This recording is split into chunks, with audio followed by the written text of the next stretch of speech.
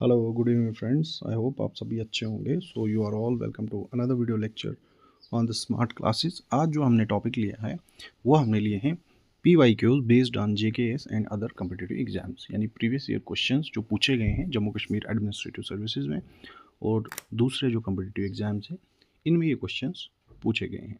तो इनको आज हम डिटेल में डिस्कस करेंगे। ये वीडियो लेक्चर उन सभी एस्पायरेंट के लिए काफ़ी इंपॉर्टेंट होने वाला है जो किसी भी कम्पिटिटिव एग्जाम की तैयारी कर रहे हैं या अपेयर होने जा रहे हैं। सो शुरू करते हैं हम आज का अपना ये PYQ सेशन। पहला क्वेश्चन है, which article of Indian constitution grant parliament the power to enact extra territorial legislation.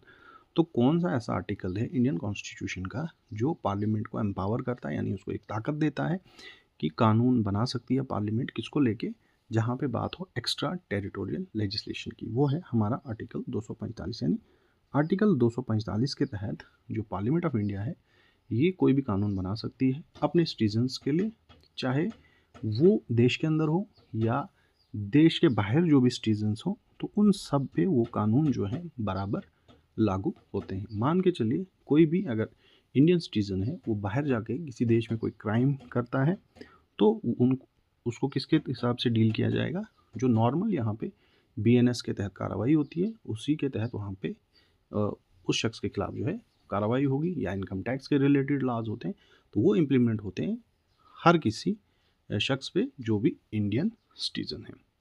तो ये कौन सा है, बात यहाँ पे होती है एक्स्ट्रा टेरिटोरियल लेजिस्लेशन की। अगला question, A resolution passed by Rajya Sabha to allow Parliament to make laws on state list subject in the national interest must be supported by। देखिए, अगर कोई रेजोल्यूशन राज्यसभा से पास होता है कि पार्लियामेंट को एम्पावर करता है, कि ताकत देता है पार्लियामेंट को कि वो कानून बना सकते हैं किस पे, स्टेट सब्जेक्ट को लेके, कि राज्यसभा को लगता है कि वहाँ पे जो बात है वो नेशनल इंटरेस्ट की, तो वो रेजोल्यूशन का जो सपोर्ट है वो कैसे होना चाहिए, कितने मेंबर उसको सपोर्ट करने चाहिए। इसका सही ऑप्शन होगा option B, 2/3 of member present and voting.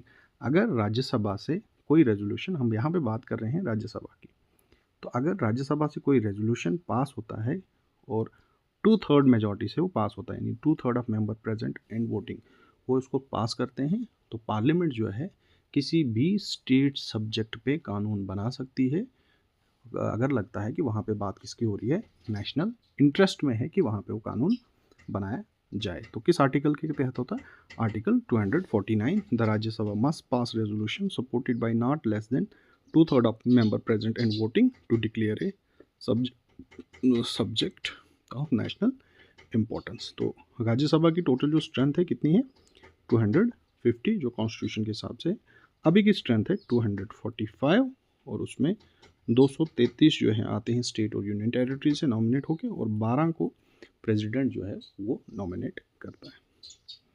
अगला question, which are the following is true regarding the money bill. इनमें से जो which are the following is true regarding the money bill. तो मनी बिल को लेके कुछ statements दिए गए हैं, हमने ये बताना है इनमें से कौन सा सही है।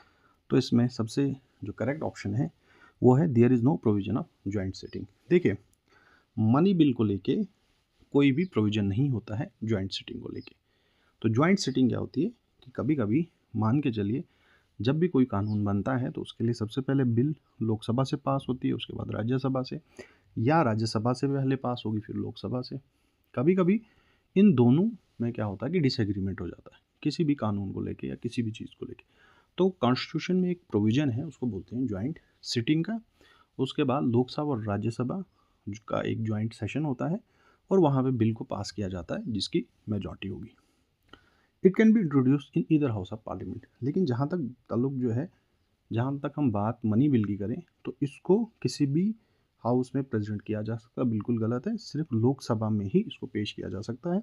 Rajya Sabha can delay it for maximum 30 days.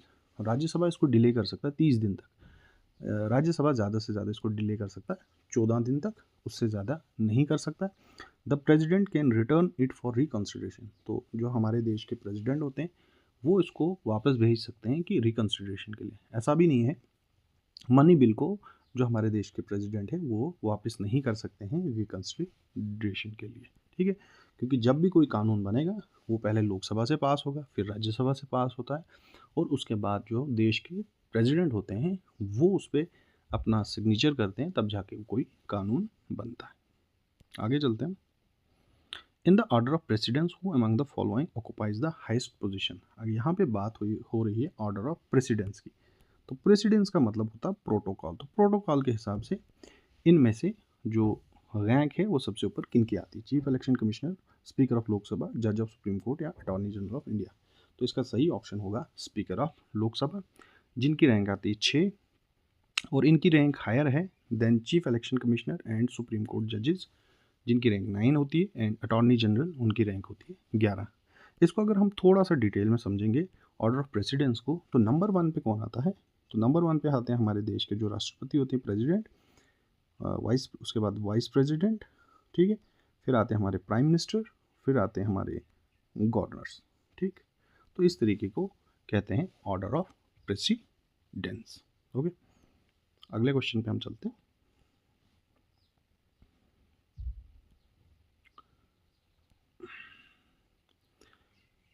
Which state is not covered under 6th schedule of the constitution. इनमें से कौन सी ऐसी स्टेट है जिसको छठा जो शेड्यूल है कॉन्स्टिट्यूशन का उसमें कवर नहीं किया गया है? और इसका सही ऑप्शन है ऑप्शन सी, वो है मणिपुर। जो छठा शेड्यूल है कॉन्स्टिट्यूशन का, 6th शेड्यूल, टोटल कितने शेड्यूल हैं? टोटल अभी जो कॉन्स्टिट्यूशन में वो 12 शेड्यूल्स हैं।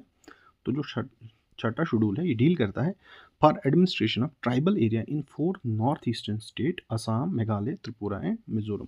तो यहाँ पे किसकी बात हो रही है? एडमिनिस्ट्रेशन ऑफ ट्राइबल एरियाज़ की बात होती है, जो किन किन स्टेट्स में? असम में है, मेघालय, त्रिपुरा और मिजोरम। और इसको आप याद रख सकते हो, एक्रोनियम है इसके लिए AMTM। ओके, तो इनके लिए छठा शेड्यूल जो है स्पेसिफिकली मेंशन किया गया है। अगला question, arrange the following loan categories under Pradhan Mantri Mudra Yojana from lowest to highest limit. ये यहाँ पे बात हो रही है प्रधानमंत्री मुद्रा योजना की, जिसमें लोन दिया जाता है, तो हमने अरेंज करना है लोवेस्ट से हाईएस्ट। तो सही ऑप्शन होगा ऑप्शन बी आपका, शिशु। यहाँ पे लोन दिया जाता है 50,000 तक, और जो किशोर है ये 50,000 से 5 लाख तक, और तरुण जो है इसमें लोन दिया जाता है 5 लाख से 10 लाख तक का। आगे चलते हैं हम। As per the FRBM framework, what is the target limit for central government debit by 31 March 2025। जो हमारा FRBM एक्ट है, ठीक है, that is fiscal responsibility budget management. तो उसके हिसाब से कितना हमारा डेप्ट होना चाहिए गवर्नमेंट ऑफ इंडिया का 31 मार्च 2025 के लिए जो टारगेट रखा गया है वो रखा गया है 40% ऑफ द GDP। जो हमारी GDP होगी तो उसका 40%, ठीक है, तो वो टारगेट रखा गया। तो GDP क्या होती है? GDP होती है total income of any nation, यानी एक साल में एक देश कितना कमा रहा है उसको हम कहते हैं उस देश की GDP। आगे चलते हैं। विच of the following is centrally sponsored scheme. इनमें से कौन सी स्कीम है जो सेंट्रली स्पॉन्सर्ड स्कीम है? तो इसका सही ऑप्शन होगा आपका ऑप्शन डी, यानी पर ड्रॉप मोर क्रॉप और प्रधानमंत्री आवास योजना। देखिए यहाँ पे बात हो रही है सेंट्रल स्पॉन्सर स्कीम। तो जहाँ तक बात सेंट्रल स्पॉन्सर स्कीम्स की होती है, इसमें क्या होता है कि जो फंडिंग होती है ना, तो फंडिंग जो होती है गवर्नमेंट ऑफ इंडिया और स्टेट्स के बीच में शेयर होती है। यहाँ पे फंडिंग जो है किसके बीच में? फंडिंग जो है सेंट्रल गवर्नमेंट और स्टेट गवर्नमेंट के बीच में जो फंड होता है वो शेयर होता है, यानी कुछ फंड सेंट्रल गवर्नमेंट देता है और कुछ। तो यहाँ पे जो सेंट्रल स्पॉन्सर स्कीम होती है वहाँ पे जो फंडिंग होती है सेंट्रल गवर्नमेंट और स्टेट गवर्नमेंट जो है आपस में शेयर करती हैं। इनको कहते हैं हम सेंट्रली स्पॉन्सर स्कीम।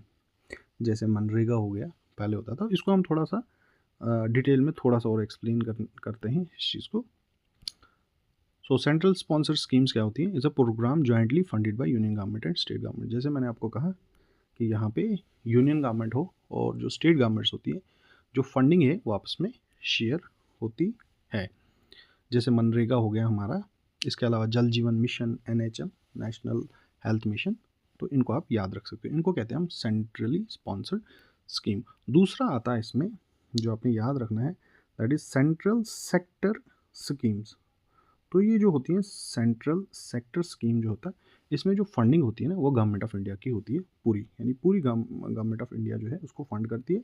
जो स्टेट गवर्नमेंट्स होती है उनको फंड नहीं करती। जैसे पीएम किसान है हमारा, बहुत बार क्वेश्चन जो है एग्जाम में पूछते हैं। जैसे पीएम किसान के तहत जो है जो हर 3 महीने के बाद जो हमारे किसान हैं उनको जो पैसे मिलते हैं तो वो टोटली फंड करती है government of India.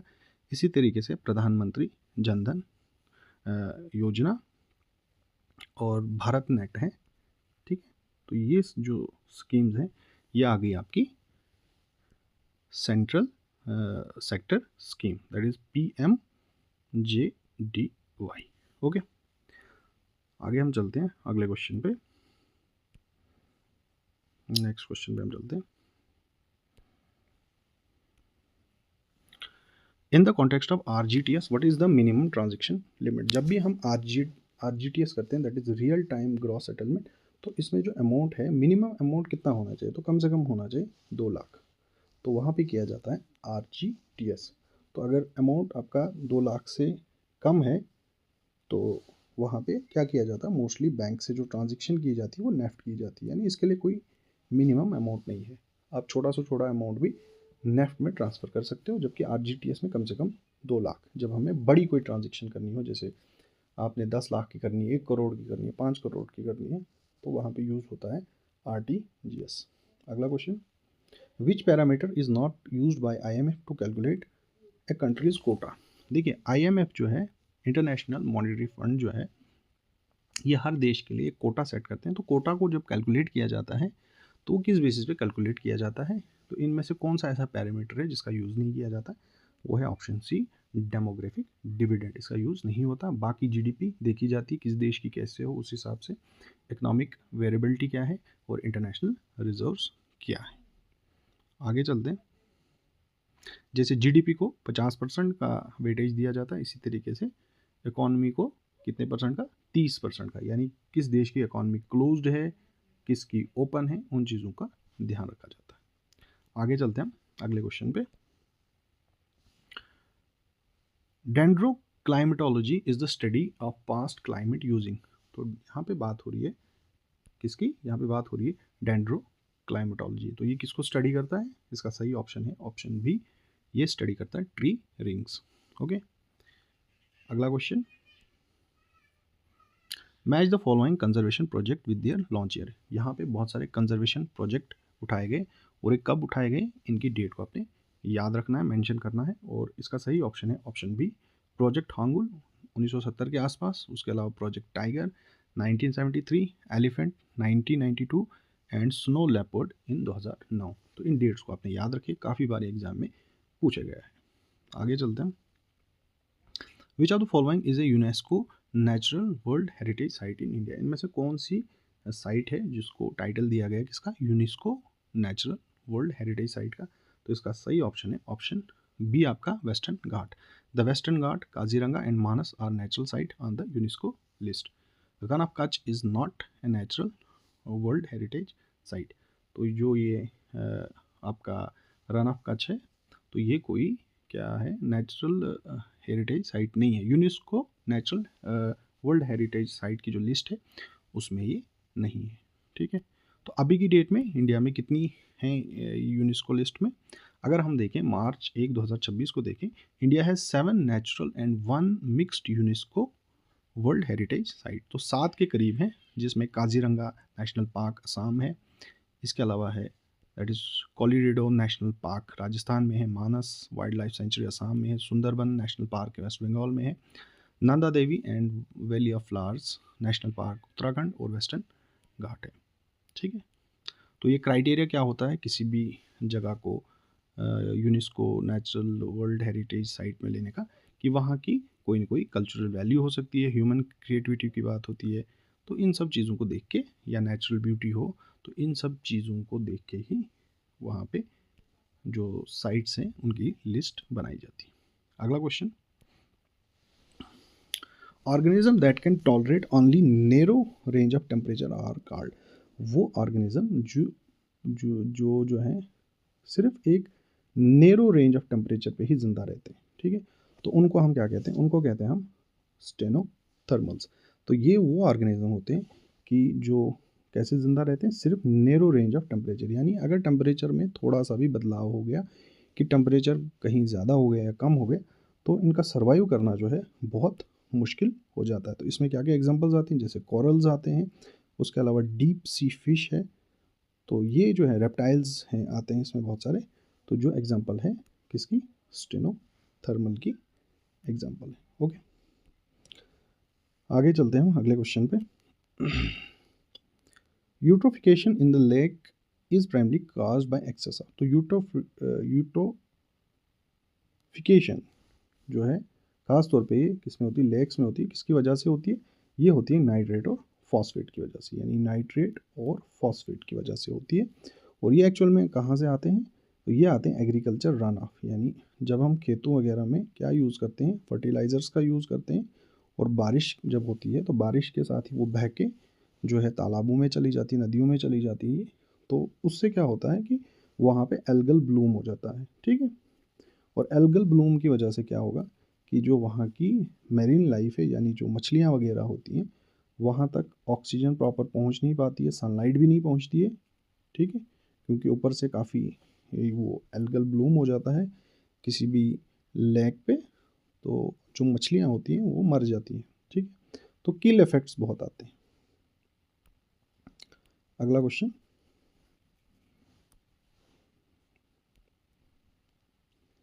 Web 3.0 is characterize by which of the following. यहाँ पे बात हो रही है वेब 3.0 की, तो इसकी खास कैरेक्टरिस्टिक क्या है?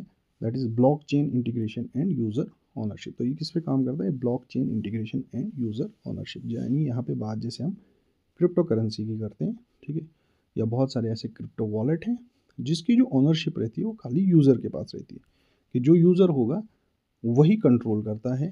वहाँ पे कोई एक बैंकिंग सिस्टम नहीं होता है। नॉर्मली जब हम पैसे का कोई भी लेन देन होता है तो पैसे जो हम ट्रांसफ़र कर सकते हैं वो एक बैंक से दूसरे बैंक में हम डालते हैं, लेकिन जहाँ तक क्रिप्टो करेंसी की बात होती है वहाँ पे एक ब्लॉक चेन पे वो काम करते हैं, और ये यहाँ पे खास चीज़। तो ये है हमारी ब्लॉक चेन इंटीग्रेशन, जिसमें हमारा जैसे बिटकॉइन हो गया, इथेरियम वगैरह, तो इन कॉइन्स को आप बेच सकते हो, खरीद सकते हो थ्रू दिस ब्लॉकचेन। अगला question, urea gold recently launched in India is urea fortified with. तो यूरिया गोल्ड को लॉन्च किया गया है इंडिया में, तो इसको किसके साथ फोर्टिफाई किया गया है? इसको फोर्टिफाई किया है, सही ऑप्शन है B, sulphur. Urea gold is new variety of urea coated with sulphur. देखिए इसमें सल्फर का भी यूज़ किया गया है, यानी इसकी कोटिंग की गई है to improve soil health and nutrient efficiency. इससे क्या होगी? जो सॉइल हेल्थ है वो बढ़ेगी और न्यूट्रिएंट एफिशिएंसी भी बढ़ जाएगी। अगला question, which disease is caused by genetic mutation affecting the shape of RB red blood cell.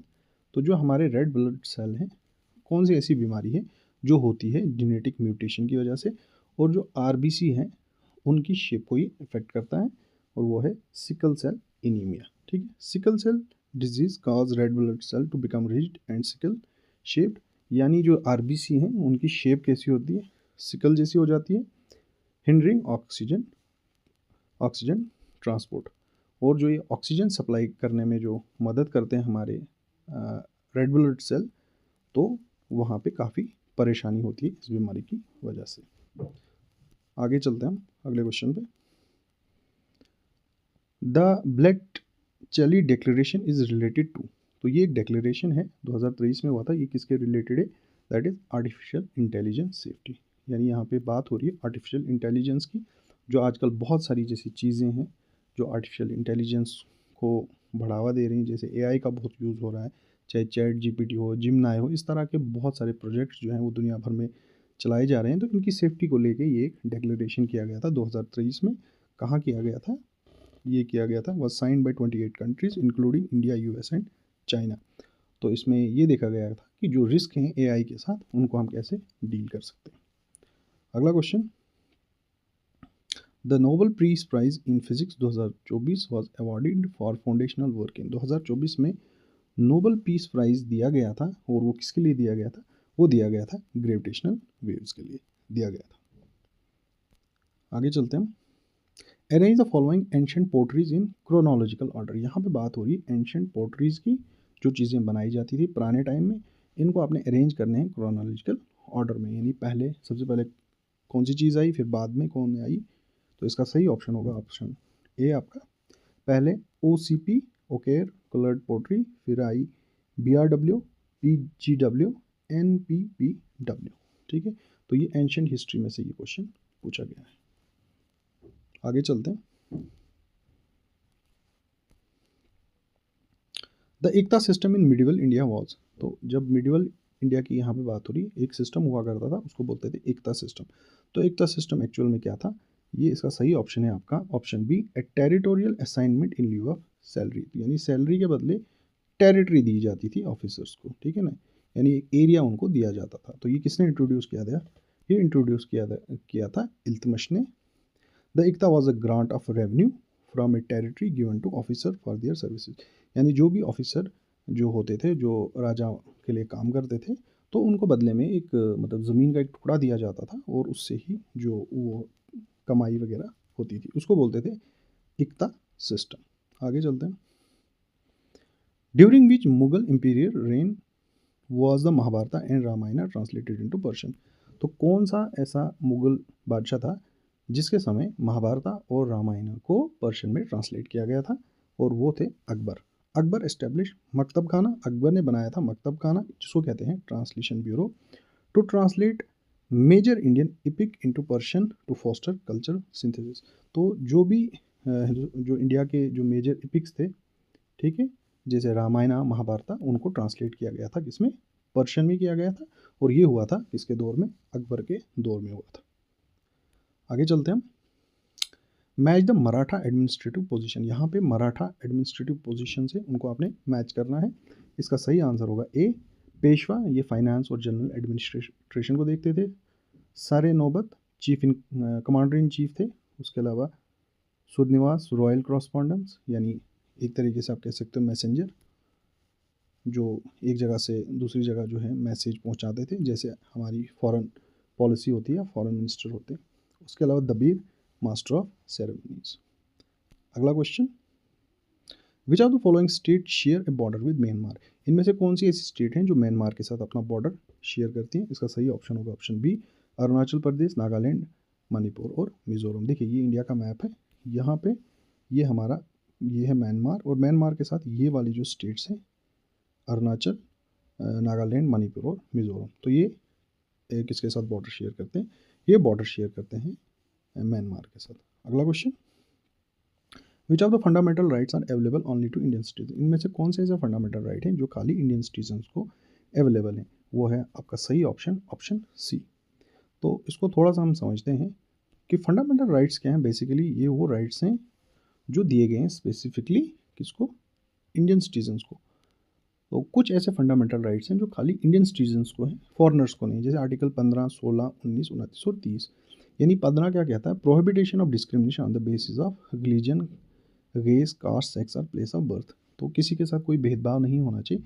तो ये राइट जो है खाली इंडियन सिटीजन के लिए। इसी तरीके से आर्टिकल 16 जहाँ पे बात होती है पब्लिक एम्प्लॉयमेंट की, जो नौकरी है उनका हक जो है, उसका हक जो है हमारे सिटीजन्स को ही होना चाहिए। उसके अलावा 19 यहाँ पे फ्रीडम ऑफ स्पीच और एक्सप्रेशन की बात होती है, और फिर 29 और 30 जो है यहाँ पे बात होती है protection of language, script and culture of minorities की बात करता है 29, और 30 बात करता है right of minority to establish and administer educational institution. तो ये जो राइट्स हैं ये खाली किन के लिए हैं, ये खाली इंडियन सिटीजन्स के लिए हैं, इनको आपने याद रखना है। ओके, आगे चलते हैं हम। अगला क्वेश्चन हमारा है, the Karewas formation famous for saffron cultivation are found in, तो ये जो खैरवाज फॉर्मेशन है ये सैफरॉन कल्टीवेशन में काफ़ी जो है हेल्पफुल है। ये कहाँ पाई जाती हैं, तो ये पाई जाती हैं कश्मीर वैली, ठीक है, तो कश्मीर वैली में भी और उसके अलावा भद्रवाह वैली में भी ये जो है पाई जाती हैं इस तरह की फॉर्मेशन।